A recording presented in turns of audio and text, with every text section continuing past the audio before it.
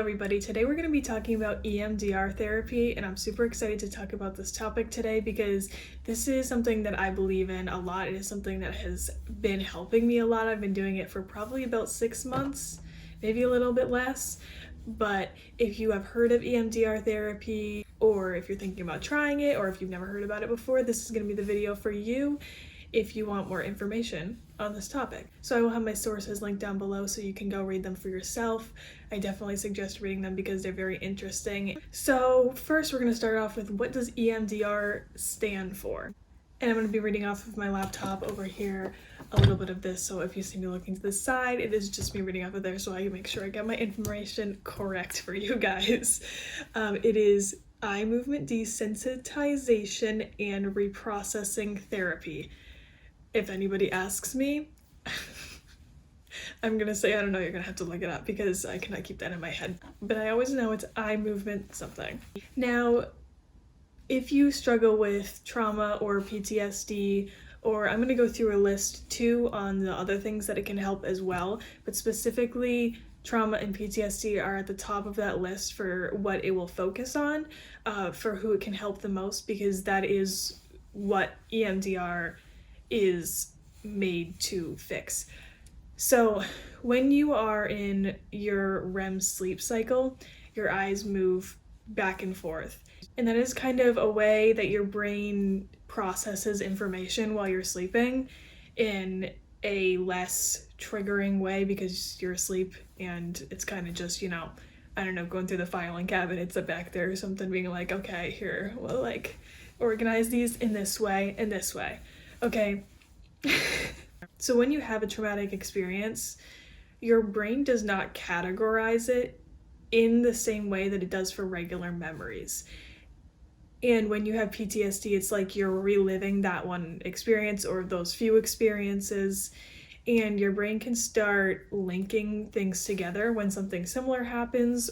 And it can just be a repetitive cycle of your trauma being made worse because your brain, as I always like to say on here, is always looking for information to prove that it's correct on something. So in this case, that's not good because it is looking to prove that this traumatic event is still something to be scared of.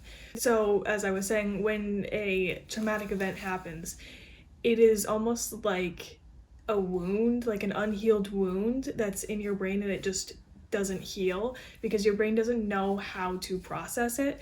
So then it's like you are there reliving the experience. Any of your senses are reminded of something, your taste, smell, sight, or if you hear something that sounds similar, or a combination of them all. When you are reminded of it, if you've heard of survival mode, it's like you're living in survival mode all the time when this happens because you have not been able to fully process this and work through this. It's kind of like you're constantly, say you're being chased by a bear and you get away from the bear, you're fine, you're safe, you lived.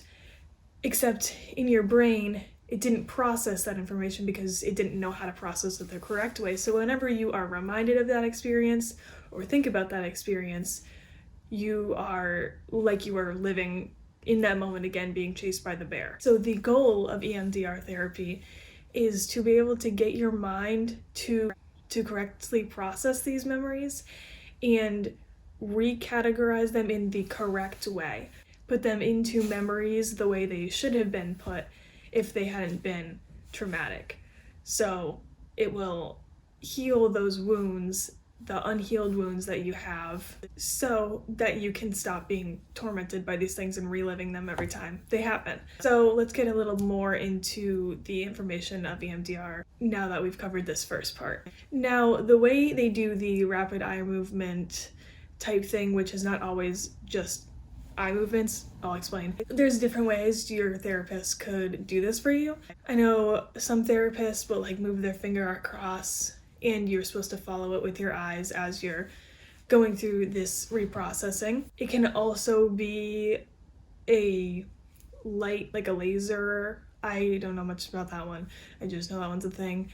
I do online therapy, so she has a program that I use, and it's just like it has like a ball that goes across the screen, and so I follow that with my eyes. And then there's also, you can do it with sound, and so you have to wear headphones or have it next to your ears, and it'll go from one side to the other. So it's like working with both sides of your brain, engaging both sides of your brain by doing that.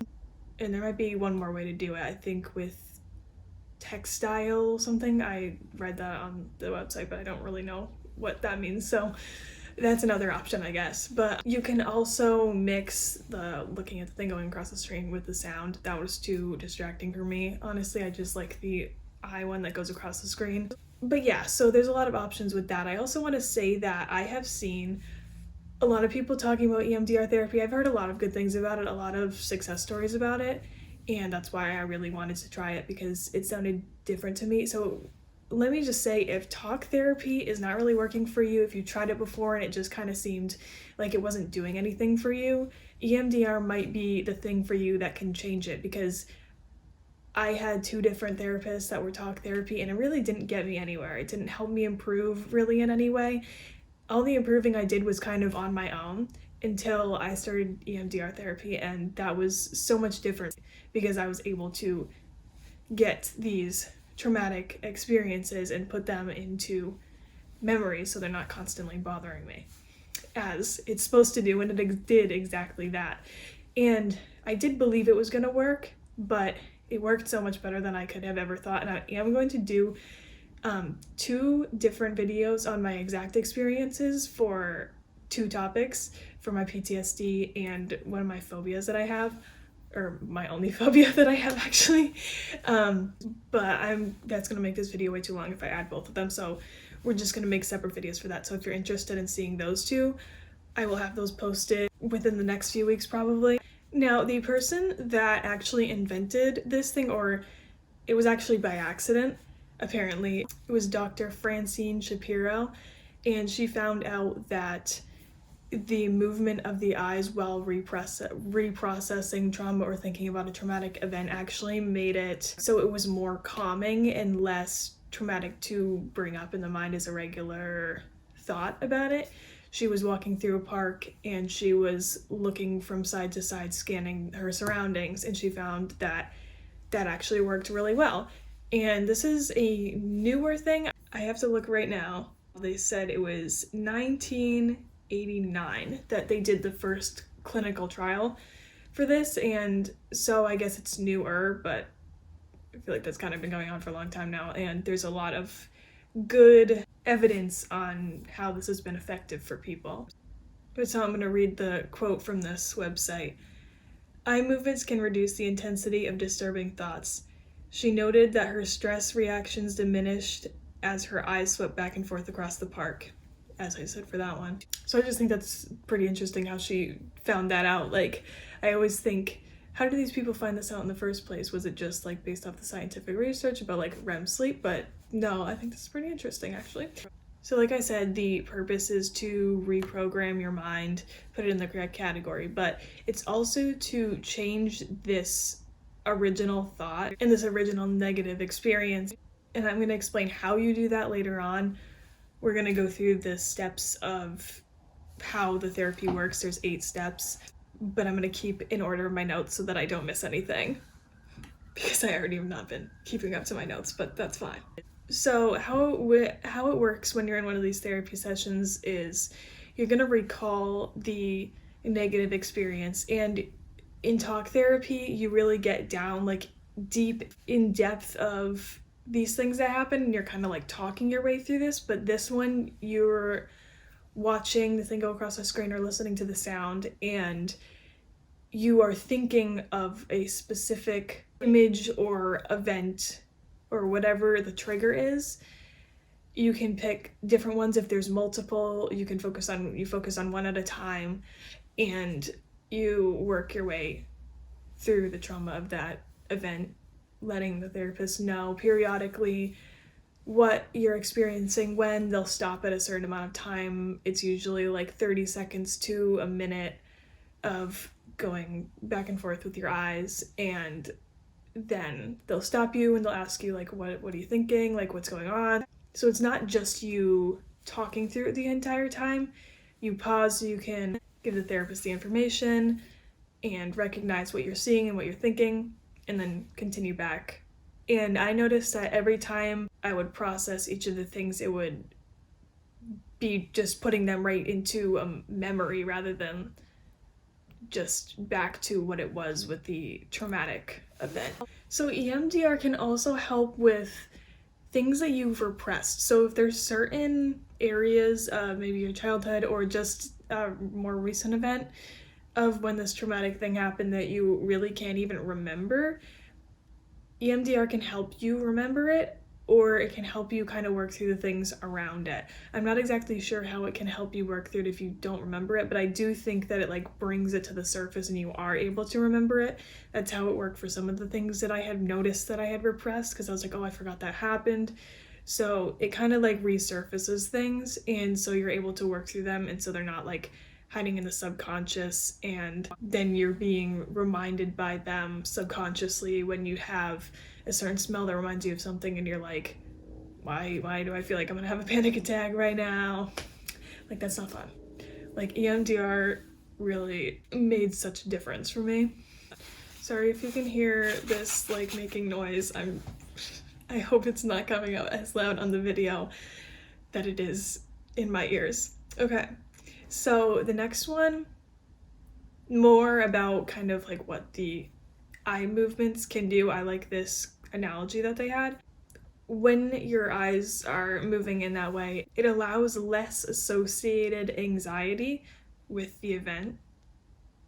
It is kind of detaching you from the memory, so you're not reliving the memory as if it was a PTSD flashback or something like that. You're not reliving the event, you're just looking at it as if you're watching a movie. And that's what it's like. I mean, sometimes it can be upsetting, but it's definitely not traumatic, like just having PTSD flashbacks 24/7 like while you're going through this. Like, that's not how it was for me. I'm not sure if that's how it is that's not how it is for everybody, but I'm assuming that it's not how it is for most people, because that's exactly what it's like through description of it being like a movie. And here's another quote that I want to read from the article. This enables you to access positive ways of reframing the original trauma, reprocessing, and to release the body's stored negative emotional charges around it, desensitization. So yeah. And then it also reactivates, shut down parts of the brain that the brain did this to cope with the trauma in the best way that it could. Now, again, with the issues that I had in talk therapy, a lot of people who are self-aware, yes, self-aware, but like what you would say was self-aware in this type of context being when you go to therapy, you kind of, like you talk about the things, but you already know the answers. So it's kind of like you're going to therapy for nothing, because they're going to tell you the same thing that you're thinking yourself. Like, if you had an event that happened to you and you feel guilt about it, but you know it wasn't your fault, but you still feel guilty anyway. The therapist, if you're in talk therapy, would be like, oh, well, like, you shouldn't feel guilty about that. And you're like, well, I know, but I still feel guilty anyway. EMDR therapy is so much more helpful because it will undig this problem more, and so you'll be able to see like why you actually feel this way, rather than having somebody say, oh, well, you shouldn't feel that way, or like you don't have to feel that way. It's just been so much more helpful for me because I'm definitely a self-aware person. I already answered my own questions. I didn't need the therapist to tell me any of that. So EMDR, I'm working through my own stuff and figuring out why I actually feel that way, rather than because maybe it was something from childhood, or maybe it was something that went along with a different memory, or a fake belief that I picked up along the way, or something. Like, there's so many different options. But if you struggle with like being self-aware in therapy and not being able to like actually get the good therapy experience because of it, I would definitely suggest EMDR therapy if it's trauma related, because I found that it was just reinforcing the issues when I would talk about them in talk therapy, because like I was replaying them in my mind anyway. Like, it was a PTSD thing. I was replaying it in my mind. I didn't need to replay it in therapy too, because what was that going to help? It wasn't going to help anything, because they couldn't tell me anything that I didn't already know. And even if they did tell me something I didn't already know, well, it wasn't getting rid of the PTSD. So, And then I have another quote that I want to read. When the individual thinks about the trauma or when the memory is triggered by similar situations, the person may feel like she is reliving it or may experience strong emotions and physical sensations. This is Dr. Shapiro, the one that came up with this, which is basically what I was saying, but I just like to read the direct quotes for these. So now we can skip to what exactly it will help, because there is a lot of things that can help if you're in different categories. It just has to be trauma related. Like these have to have come on through some kind of trauma. And even if it was more minor, EMDR can only help through trauma. So just remember that. So it can help with anxiety disorders like phobias, social anxiety, general anxiety. It can help with depression disorders, dissociative disorders, eating disorders, gender dysphoria, OCD, personality disorders, and trauma disorders like PTSD. So if any of those things are something that you would like to work through, you can do multiple too. Like you can find a therapist and say, okay, like I want to start here, but I also want to like go through these too. Like you don't have to just start at one. I mean, maybe that's obvious, but now next are the 8 steps of EMDR. So what you can expect going through the process. So the first one, they're going to start off with patient history and a treatment plan. So that's just what it sounds like. It's just figuring out what you want to work through, how you're going to do the whole process, like what's going to work best for you. Next one is preparation and education. Also kind of based off what I last said, they're going to tell you like how it works and how you can like deal with your emotions when these traumatic things are coming up. If you don't already have good coping strategies, they're gonna work with you and teach you them so that you will be able to have good coping strategies, because it can be harder for some people than others when you're going through these tough things. It can bother you more, especially in the beginning. I've heard a lot of people say that it's been tough for them in the beginning. Yeah, I mean, that also makes sense. Like I did cry in my sessions, but like after I kind of like ended the session, I wasn't too bothered by it. Like, so some people will be bothered by it like afterwards, but I think I did a good job of like separating it. So when I was done with therapy for the session, if I wasn't done with the whole reprocessing thing, we would do a little meditation and a visualization of putting your trauma or whatever you were working through in like a little container or a box and like putting it away in a drawer. So it was like letting your brain know somehow that you're putting this aside and keeping it in there until the next session. And that worked really well for me. I wasn't still thinking about it afterwards. It was just kind of like, it wasn't there unless I had another thing come up like that I was processing afterwards. Anyway, next. So we have the patient history, treatment planning, and then the preparation and education. And then the third one is the assessment. In this one, you will come up with a specific scene or picture that represents the trauma for you, or the specific scene you want to work on. Like I said, you can have like multiple. You'll have like multiple you want to work on, but you can do just one at a time because thinking about too many things at once is too overwhelming. So you would want to just focus on one at a time. Then you would figure out a negative belief that you have about yourself associated with this event. So for example, you could say, I feel powerless if I'm not in control. So for example, if you feel like that. And then you would also pick a positive belief that you would rather believe instead, which you could say, it's okay if I am not in control of everything, I can still protect myself.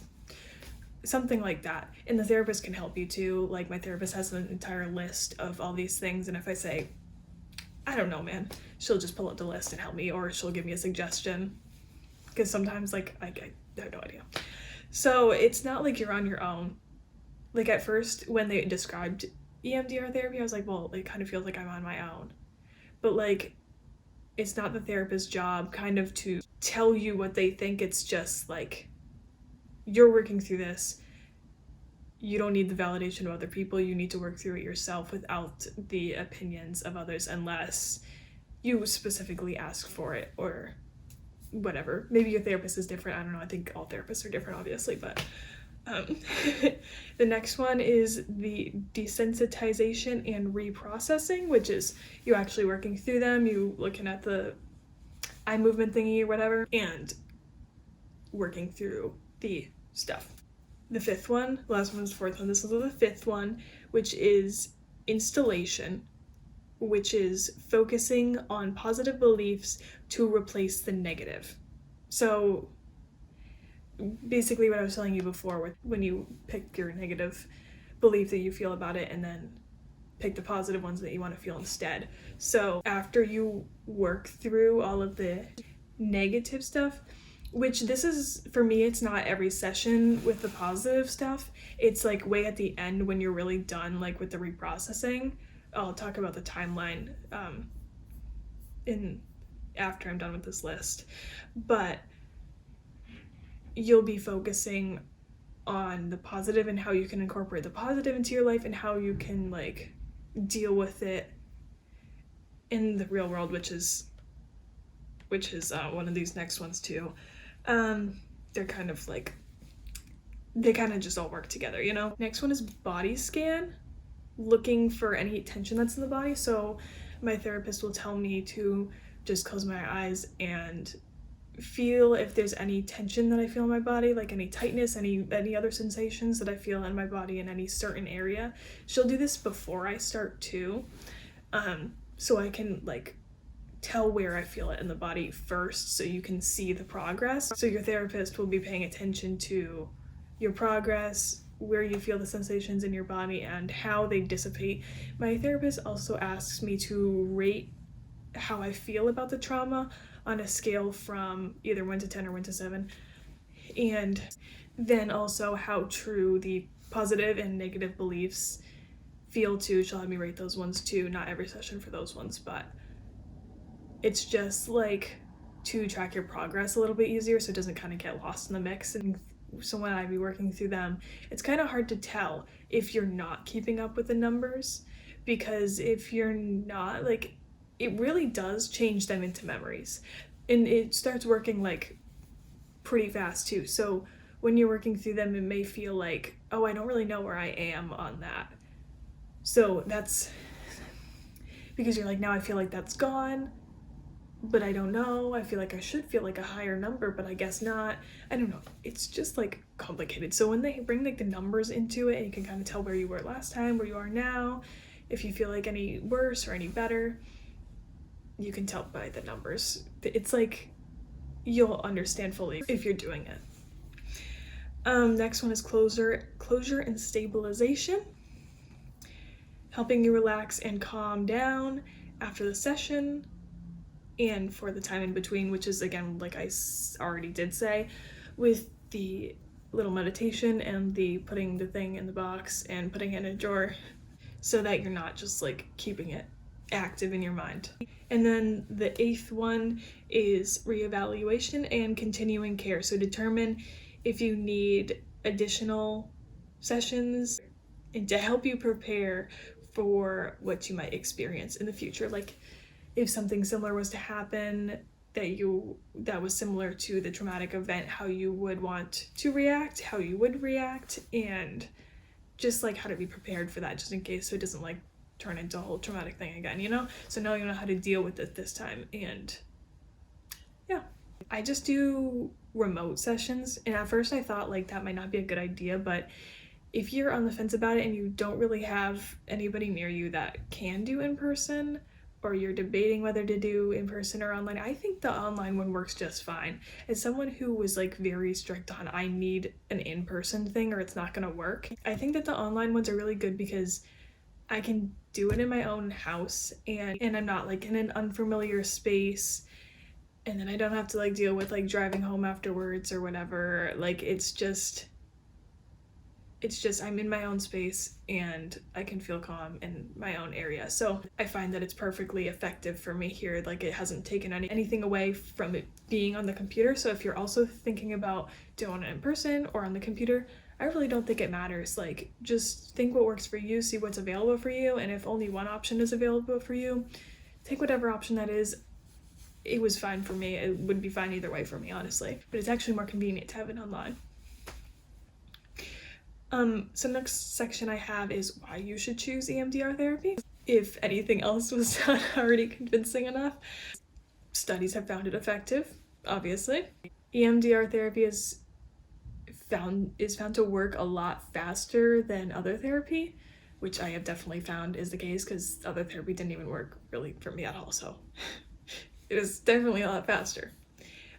You have less homework or no homework. Like, I know some places might have you like go home and journal or go home and like try this or try that. Like for me, I just put the thing in my box in my mind and just leave it for next session and just notice if I notice anything else coming up around it, the topic, and yeah, which I like because I don't want to have to do things like outside of like I don't like homework. Okay, and it's less stressful than talk therapy, which I didn't even think about until I read this article, and I was like, oh yeah, that actually kind of like makes sense because they're not like prying into the topic and making you really relive it in the dramatic way, rather than here where it's like watching a movie in your mind. Why you should not choose it, like I said, it's only for traumatic experiences. So if your problems are not like related to a traumatic experience, then it's probably not going to be helpful for you.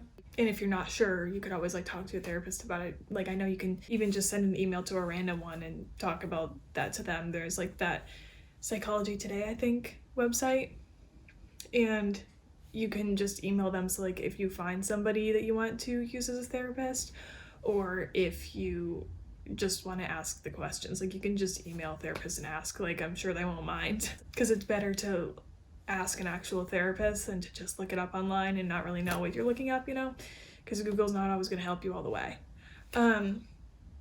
Next one, it's still like theoretical, but I mean, I've heard lots of great things about it, and I've heard it worked for a lot of people, and it's worked for me when other things did not work for me, so it's not theoretical for me. I see the proof, but it's still theoretical. And also research for yourself, because I did see that you might not want to do it if you have a heart condition, eye problems, or are pregnant. So I don't know, if like you want to do your own research about it, just make sure it's right for you. And I'm not a medical professional, I'm not a psychologist, so do your own research, talk to your own doctors or therapists, find out what works for you. Like I said, we were going to talk about the recovery time, or the timeline that you can expect. So I do sessions once a week. You can do once a week or once every other week. Those are like the two suggested, because if they're too far apart, it might kind of mess it up. So if you're able to do once a week, I would really suggest that. But once every other week might not be bad either. So just do what works for you. Figure out what works for you. You can always adjust later on after you start. But so it can take a few weeks to a few months. And the sessions are usually either an hour or 90 minutes. They have to be like long enough for you to like have time to reprocess, and if it's not enough time, then it's not going to be as effective, you know. I just do an hour, so I do an hour every week, and I find that if I do like skip a week because either me or my therapist is not available, it doesn't really mess up anything. So I wouldn't say 2 weeks is a bad amount of time, but if you want to work through this stuff in a quicker amount of time, then definitely 1 week, every week. I mean, if you are considering doing EMDR, I would really suggest it if it sounds like something that's going to be a good match for you. Again, like I said, talk to doctors, therapists, whoever, to help you out. And as a reminder, I'm going to be doing another video on how it helped my PTSD from my past relationship, and how it helped a phobia that I had, which I'm almost done working through. So I'm not sure if I'm going to wait till the end of that or not. So we're gonna have the PTSD one out first, so look out for that. I'm probably gonna post that within the next couple weeks. And again, I'm gonna have the sources linked down below, which are helpguide.org and the Cleveland Clinic site.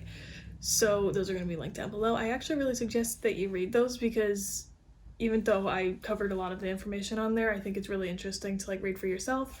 So yeah, I hope this video was helpful. I hope that if you are able to do EMDR therapy and it sounds like it's a good match for you, I hope you try it, and I hope that it's effective for you too, because this has been truly the only thing that's really helped me through my trauma rather than talk therapy. And like, no hate to talk therapy. I know it works for some people, but it just does not work for me.